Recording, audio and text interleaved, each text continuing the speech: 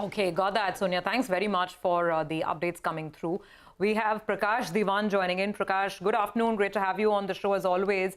Actually, the specific auto stock that I want to start with today is Bajaj Auto, because there are the numbers, as Sonia pointed out, and then there's what the management told us, and the management saying that Nigeria troubles should be over by the first quarter. Now, if that were to play out, then is this a story that you like at current prices? What's your call? Good afternoon, Survi. So, there is nothing very flashy about what's likely to happen to Bajaj Auto. Even if exports do pick up, which they could possibly, it is going to be more of a hope trade, because unless they do something in terms of getting slightly ahead as compared to the TVSs and the heroes of the world on the EV side, it could probably not fetch that kind of a premium valuation that it would otherwise warrant. So my sense is that it's going to be a little bit of a long haul. Domestic sales at the bottom of the pyramid, the kind of bike sales that we are listening to in terms of from channel checks, they're not yet very encouraging. So post monsoon is when everything starts looking up. So you'll probably have a dry summer of sorts for some of these auto players, especially the two-wheelers. Unless the EV side is kind of compensating for any lackluster performance on the conventional business. But I won't put too much of hopes on exports as yet, because even if they revive, there's going to be a lot of margin issues which you'll have to grapple with. So yeah, I mean, give or take, it's going to be range bound in this 3,700, 39, 4,000 kind of zones. Nothing very spectacular from it. All right. Hi, Prakash. Good afternoon. Prakash, but what about the CV space? After a while, we're seeing two-wheeler makers doing well. That's Bajaj Auto. You have Maruti as well as doing well. And Ashok Leyland, in fact, is down 1%. I think it's rare at the start of the month you've seen Ashok Leyland under some pressure. What's your view on the CV space? The call this year was the best of CV is ahead. Do you believe so? And how would you play it? So interestingly, what's happening on the CV side is that the focus that a Tata Motors or an M&M used to have on CVs, if you notice, there's really not much of action and buzz around CV launches or any new variants coming through or any rationalization of the product mix. It's only Ashok Leyland that is now a pure play CV option. And within that, interestingly, the kind of products that have started doing better than the others, the MHCVs and all, are fairly linked to, how the core sector of the economy, for core sectors like mining and all, are going to be working. So the moment you see a little bit of a comeback on that, and my guess is it's going to be very soon that you will see the China juggernaut actually having a ripple effect on the demand side on metals. And if metals do well, mining will do well any which ways, right? And we spoke about how NMDC and MOIL and all are getting a bit aggressive in terms of their targets and their capital allocation towards that activity.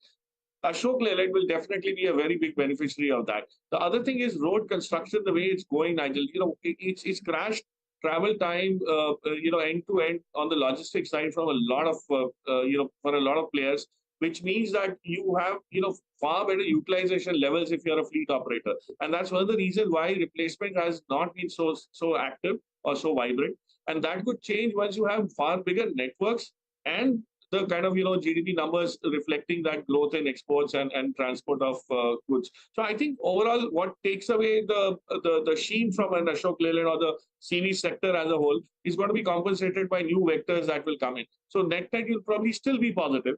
And Ashok Leyland at these valuations is not something which I would worry about.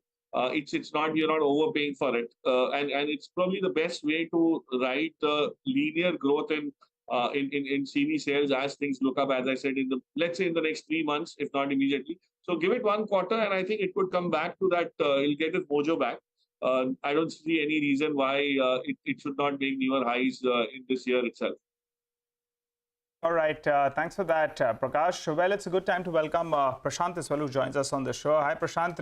Earlier this morning, we hinted it's going to be a good day. Yeah. And I told you that at the word go itself. It's likely to be a good day, but after 8 days of selling, I think the selling exhaustion is something that also played a role. But good to see we are getting the GST numbers that are trickling in there, and up 12% on a year-on-year basis. So we are holding on to that run rate of 1.5 lakh crore. Yeah. Good to see.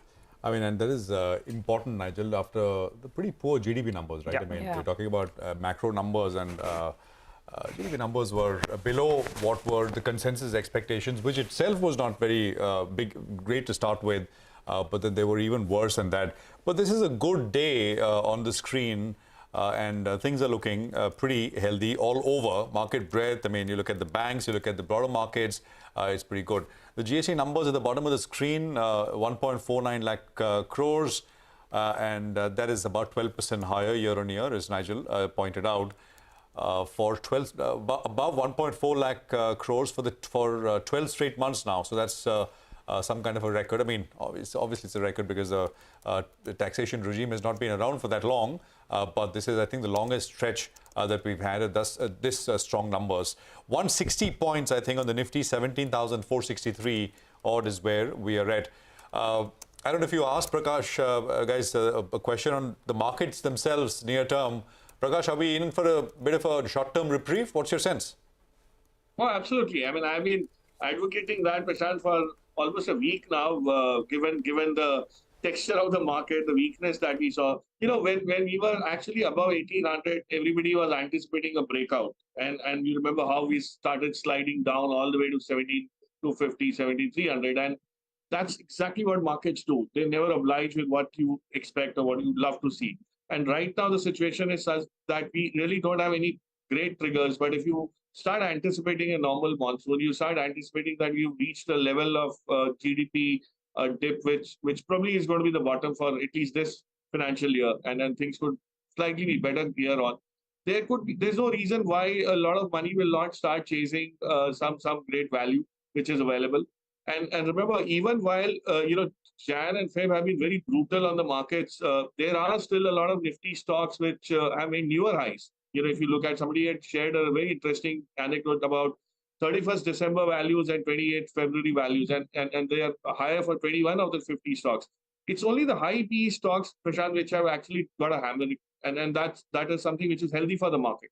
You got the froth out of the market, but you still have some great opportunities in cap goods, in infrastructure, maybe even IT at some point in time post-March. So, you know, there's enough that smart money will seek out. The FOMO effect is still not coming naturally because retail participation is dried out completely. And that's exactly why you don't see very interesting stuff. But today's screen also tells you, just to add to what Nigel was saying in the beginning, we are not just up on the Nifty in a linear way, but even the advanced decline ratio is fairly healthy. So it's not just the heavyweights that are moving, but you almost have a 4-to-1 kind of an advanced decline, which is, after a long time, I've seen that. So that means there's some broad-based participation which could start coming in, along with the short covering that's also evident. But yeah, March could probably be not as bad as February is, but don't expect fireworks on the positive side as well. Volatility is here to stay. Just live with that. Now that is important. Control the enthusiasm. It's one day, right? Slowly. This is slowly. What is this, Prashant? You Let's and celebrate Prakash, it. It's been a long Nigel while. and I are just like, okay, finally we have something different to talk about today. You guys are like completely dampening our enthusiasm, but I think it's for wise reasons. Yeah, absolutely. I mean, the impulse is to celebrate always, right? Always be optimistic, and that's the way to be in markets. I mean, if you want to make money over a longer period of time, but if you're trading, I mean, it's a much more trickier game. It's a much harder game as well, much more harder, as we all know. So you got to kind of take it one step at a time. Today, if we close here, I mean, if we close 150 points higher, we'll be about 60 points above the 200-day moving average. Yesterday was a close below the 200-day. Today, we'll close above the 200-day. So, you know, that's one-day violation and then back up. So that's something which is good. I mean, it kind of reaffirms the potential for perhaps a somewhat more of a pullback. But as I said, you just have to give it time. We'll take a quick break here. Our first of the show, we'll come back and we discuss more stocks and markets. Ajay Vora of Nuvama Asset Management will also be with us on the other side. Stay with us.